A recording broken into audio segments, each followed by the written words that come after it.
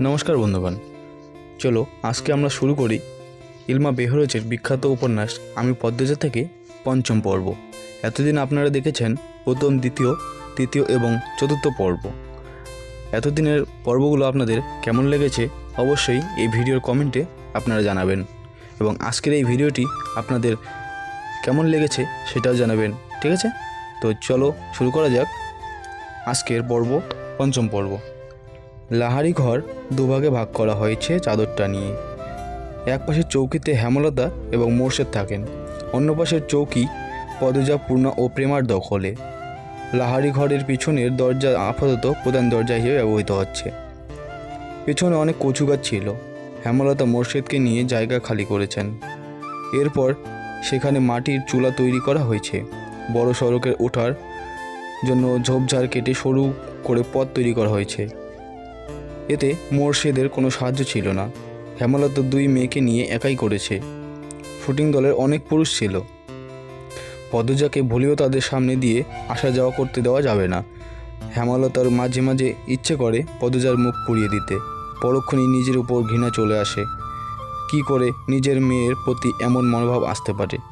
অথচ পদ্মজার হাতে একটা সুচ ফুটলেও হেমলতার মনে কষ্ট হয়, নিজের শরীরে যেন আঘাত লেগেছে। কী জন্য এত টান পদ্মজার প্রতি? ভেতরে ভেতরে হেমলতা এই প্রশ্ন উত্তর জানেন, শুধু প্রকাশ পায় না, না জানার ভান করে থাকেন। আম্মা, আজ আমি রাধি? পদ্মজার প্রতিদিনের প্রশ্ন। হেমলতা রাত্রে দিবেন না জানা সত্ত্বেও পদ্মজা প্রতিদিন অনুরোধ করে। হেমলতা বিপদ আপদ ছাড়া পদ্মজাকে রান্নাঘরে পাঠান না।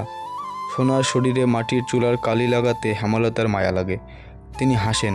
পদ্মজা মুগ্ধ হয়ে দেখে হেমলতার বয়স 36। শ্যামলা চেহারা, দাঁতগুলো ধবধবে সাদা, চোখের মণি অন্যদের তুলনার বড় গাঢ় কালো। চোখ দুটিকে গভীর পুকুর মনে হয়। ছিমছাম গড়ন, পূর্ণা যেন মায়েরই কিশোরী শরীর।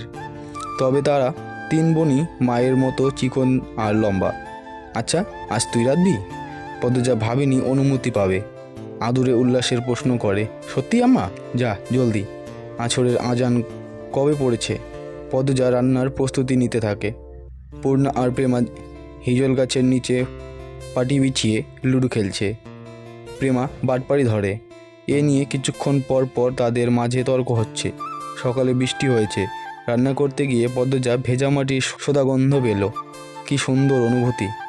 মোর্শেদ পদ্মজাকে রাত্রে দেখলে কপাল কুঁচকে ফেলেন। ঘরে ঢুকে হেমলতাকে মেজাজ দেখিয়ে প্রশ্ন ছুড়ে দিলেন, এই সেরি রান্ধে কেন? হেমলতা নির্লিপ্তভাবে জবাব দেন, আমি বলেছি, কতদিন কইছি এই সেরির হাতে রাঁধন আমারে না খাওয়াইতে। মোর্শেদের কঠিন স্বর পদ্মজার কানে আসে। মুহূর্তে খুশিটুকু ফাটা বেলুনের মতো চুপসে যায়। সে জানে এখন ঝগড়া শুরু হবে। আব্বা আম্মার অনুচিত কথাবার্তা মাটিতে পড়তে দেন না। তার আগেই জবাব ছুড়ে দেন, খেতে ইচ্ছা না হলে খাবা না। রাতবেলা না খাইয়া থাকবাম আমি, আবার রেখেও যদি না খেতে চাও সেটা তোমার সমস্যা। আমি বা আমার মেয়ে কেউই না করিনি।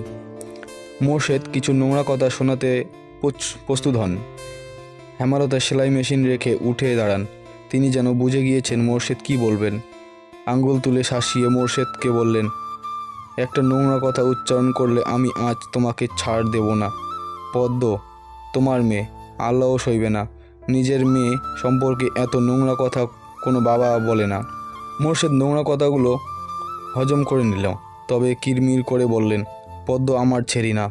পদ্ম তোমার মেয়ে, আর একটা কথাও না। বাড়িতে অনেক মানুষ, নিজের বিকৃত রূপ লুকিয়ে রাখো। মোর্শেদ দমে যান। চৌকিতে বসে বড় করে নিঃশ্বাস ছাড়েন। চোখের দৃষ্টি অস্থির। পদ্মজার জন্মের পর থেকেই হেমলতার রূপ পাল্টে গেছে। কিছুতেই এই নারীর সাথে পারা যায় না। অথচ এক সময় কত মেরেছেন হেমলতাকে। হেমলতার পিঠে, উরুতে, ঘাড়েতে এখনও মারের দাগ আছে। সময় কোনো জাদু বলে হেমলতাকে পাল্টে দিল, জানা নেই মোর্শেদের। রাতের একটা শ্যুট করে সবাই বিশ্রাম নিচ্ছিল। চিত্রা তখন কথায় কথায় জানালো, লাহারি ঘরে গিয়েছিলাম। মগা যে মেয়েটার কথা বলেছিল তাকে দেখতে।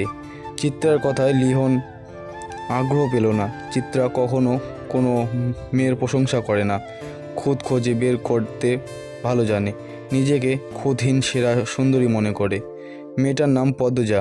মগা পুরো নাম জানে কি? চিত্রা মগার সাথে কথা বললেন। মগা খুব লজ্জা পায়, এখনও পেল। লাজুক ভঙ্গিতে জবাব দিল, উম্মে পদ্মজা। ও হ্যাঁ, উম্মে পদ্মজা। চিত্রার পাশ থেকে সেলিনা পারভিন প্রশ্ন করলেন, কী নিয়ে আলাপ হচ্ছে? সেলিনা পারভিন চলমান চলচ্চিত্রের চিত্রার মায়ের অভিনয় করেছেন। চিত্রা বলল, এই বাড়িতে মালিক যিনি, উনার বড় মেয়ের কথা বলছি। এমন সুন্দর মুখ আমি দেখিনি।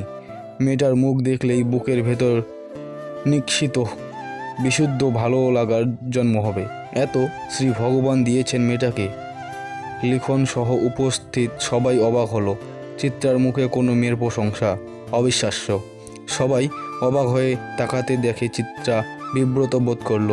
গলার জোর বাড়িয়ে বলল, সত্যি বলছি, সন্ন্যাসী ছাড়া কোনো পুরুষ এই মেয়েকে উপেক্ষা করতে পারবে না। পদ্মজাকে নিয়ে বেশ খানিকক্ষণ আলোচনা চলল। আগ্রহ বেশি লিখনের ছিল। যখন শুনল পদ্মজার 16 বছর বয়সে, সে দমে গেল। ছোট মেয়ে, হয়তো এমন বয়সী বেশিরভাগ মেয়েরা স্বামীর ঘরে থাকে। তবু লিখনের পদ্মজাকে খুব ছোট মনে হচ্ছে। তার একটা বোন আছে 16 বছরের, এখনও 2 বেনি করে স্কুলে যায়। কত ছোট দেখতে! লিখন আনমনে হেসে উঠল। হিজল গাছের নিচে দাঁড়িয়ে আছে পদ্মজা। রাতের জোনাকি পোকা চারিদিকে। পদ্মজা প্রায় রাতে মুগ্ধ হয়ে দেখে জোনাকি পোকাদের। মনে হয় দল বেঁধে হেরিকেন নিয়ে নাচছে তারা। তবে এই মুহূর্তে রাতের এই সৌন্দর্য পদ্মজার মনে ঢুকতে পারছে না। পদ্মজার ঠোঁট কামড়ে কাঁদছে, চোখ দুটো জ্বলছে খুব। মুর্শেদ রান্না খারাপ হওয়ার অজুহাতে থালা ভর্তি ভাত তরকারি ছুঁড়ে ফেলেছে পদ্মজার মুখে। চোখে ঝোল পড়েছে। তা নিয়ে হেমলতার সে কি রাগ? মোর্শেদের অবশ্য চুপ ছিলেন। তিনি তো রাগ মিটিয়েই ফেলেছেন। আর তর্ক করে কি হবে? পদ্ম তাকালো। হেমলতা ভেজা কণ্ঠে প্রশ্ন করলো, খুব জ্বলছে রে মা? পদ্মজা জবাব দিতে পারল না। ঠোঁট ভেঙে কেঁদে উঠল। মা ছাড়া পৃথিবীতে আর কেউ নেই তার। মায়ের আদর ছাড়া কারো আদর পাওয়া হয়নি। সবাই তার দোষ খোঁজে। হেমলতার বুক চিরে দীর্ঘশ্বাস বেরোলো। পদ্মজার খিসকাঁদুনি।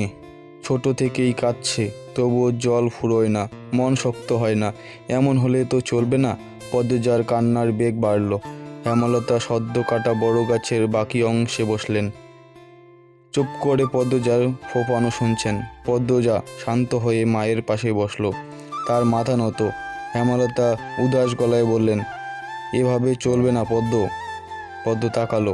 হেমলতা বললেন, শোন পদ্ম, কেউ আঘাত করলে কাঁদতে নেই। কারণ মানুষ আঘাত করে কাঁদানোর জন্যই। আর যখন উদ্দেশ্য সফল হয় তখন তারা শান্তি পায়। যে আঘাত করলো তাকে কেন শাস্তি দিবি? শক্ত থাকবি, বুঝে দিবি তুই এত দুর্বল নয়। যারে তারে পাত্তা দিস না। হাজার কষ্টেও কাঁদবি না। কান্না সাময়িক সময়ের জন্য মন হালকা করে, পুরোপুরি নয়। যে তোকে আঘাত করবে তাকে তুই তোর চালচলন দিয়ে ছিন্ন ভিন্ন করে দিবি। তখন তার মুখটা দেখে তোর যে শান্তিটা হবে, সেটা কান্না করার পর হবে না। এই শান্তি স্থায়ী। হেমলতার কথা পদ্মজার উপর প্রভাব ফেলল না। সে করুণ স্বরে বলল, কিন্তু আব্বার ব্যবহার আমার সহ্য হয় না আম্মা। আমার সাথে কেন এরকম করে আব্বা? তাকে কখনো সামনাসামনি আব্বা ডাকার সুযোগ পেয়েছিস? পাসনি? তবু কেন আব্বা আব্বা করিস? তাকে তুই পাত্তা দিবি না। তুমি খুব কঠিন আম্মা, তোকেও হতে হবে। আব্বা কেন এমন করে আম্মা? আমি কি আব্বার মেয়ে না? আব্বা কেন বারবার বলেন আমি তার মেয়ে না? হেমলতা চোখ সরিয়ে নেন। পদ্মজা জানে এই জবাব সে পাবে না। দাঁতে দাঁত চেপে কান্না আটকানোর চেষ্টা করে। হেমলতা এক হাত পদ্মজার মাথায় রাখেন। কাঁদিস না। মায়ের রং না হয় পাসনি, মায়ের মতো শক্ত হওয়ার তো চেষ্টা করতেই পারিস। পদ্মজা নির্লজ্জ হয়ে আবার প্রশ্ন করল, আম্মা আমি কি আব্বার মেয়ে না? বলো না আম্মা। পদ্মজার চোখ বেয়ে জল পড়েছে। খুব মায়া লাগছে হেমলতার। বুক ভারী হয়ে আসছে। তিনি আবেগ লুকিয়ে কণ্ঠ কঠিন করার চেষ্টা করলেন। মার খাবি পদ্ম? কতবার বলবো তুই আমার আর তোর আব্বার মেয়ে? কি নাম আমার আব্বার? কি? শান্ত কণ্ঠ পদ্মজার। হেমলতা চমকান, তবে প্রকাশ করলেন না। মেয়েদের সামনে তিনি কখনো দুর্বল হতে চান না। পদ্মজার দিকে ঝুঁকে কণ্ঠ খাদে নামিয়ে বললেন, তোর আব্বার নাম মোর্শেদ মোড়ল। পদ্মজা হতাশ হয়ে দীর্ঘশ্বাস ছাড়ল। মাকে খুব বিরক্ত লাগছে এখন। খুব কঠিন করে বলতে ইচ্ছে হচ্ছে, যাও এখান থেকে, আমার কাছে আর আসবা না কখনো। কিন্তু সে এমন ব্যবহার বাস্তবে কখনো পারবে না, কখনো না। রাতের বাতাসে ভেসে আসছে হাসনা হেনা ফুলে ঘ্রাণ, আকাশে থালার মতো চাঁদ, ঝিরিঝিরি মোলায়েম বাতাস চারিদিকে। পদ্মজার চোখের জল শুকিয়ে গেল। হেমলতার ঝিম মেরে বসে আছে। একসময় নিস্তব্ধতা কাটিয়ে একটা অসহায় কণ্ঠ ভেসে আসলো, মায়েরা তাদের জীবনের গোপন গল্প সন্তানদের বলতে পারে না মা পদ্ম। পদ্মজা তাকালো। হেমলতা ছল ছল চোখে তাকিয়ে আছেন। পদ্মজার কান্না পেল। মানুষটাকে এত নরম রূপে মানায় না।